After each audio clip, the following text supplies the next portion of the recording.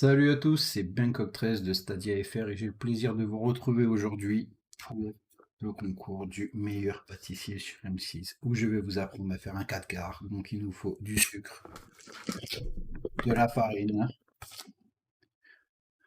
un batteur, un fouet, un bol, du beurre et Gips, un œuf. Et toi là, Quoi? espèce de tarte, c'est quelle bâche que tu dois tester? Ah, c'est pas un meilleur pâtissier que je dois faire, c'est le test de cake bash. Ah, pas encore t'es là. Ok, vas-y, je m'y mets tout de suite. On se retrouve tout de suite pour le test de cake bash.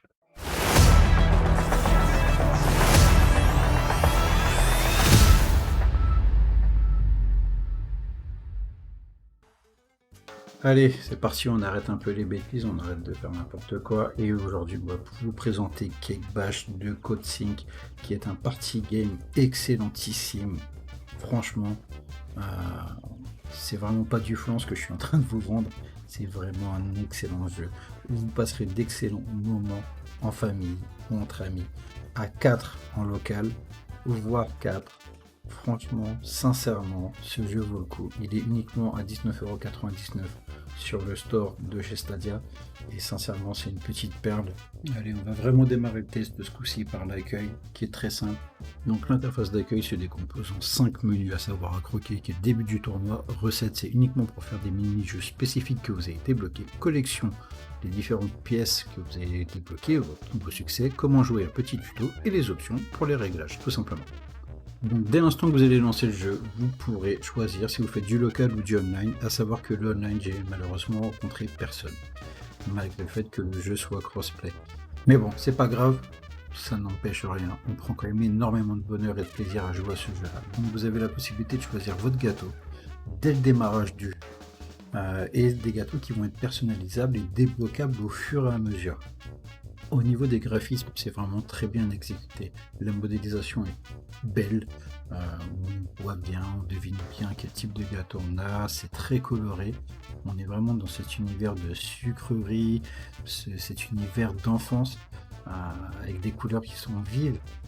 Il n'y a rien de neutre et de terne, c'est franchement très appréciable de jouer à ce type de jeu-là. En tout cas, c'est très appréciable de jouer à ce jeu-là, précisément.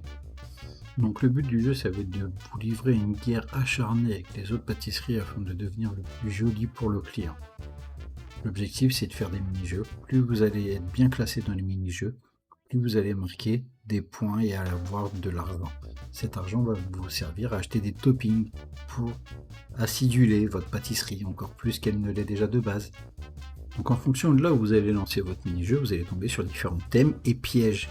On va prendre la plage, vous allez avoir des bernards ermites qui vont venir vous embêter, vous allez vous prendre des ballons de volet sur le coin de la face, vous allez dans la cuisine, le four peut s'allumer, la ventilation peut se mettre en route. Bref, chaque lieu va avoir des pièges et il faudra s'en habituer, s'en accoutumer pour le coup.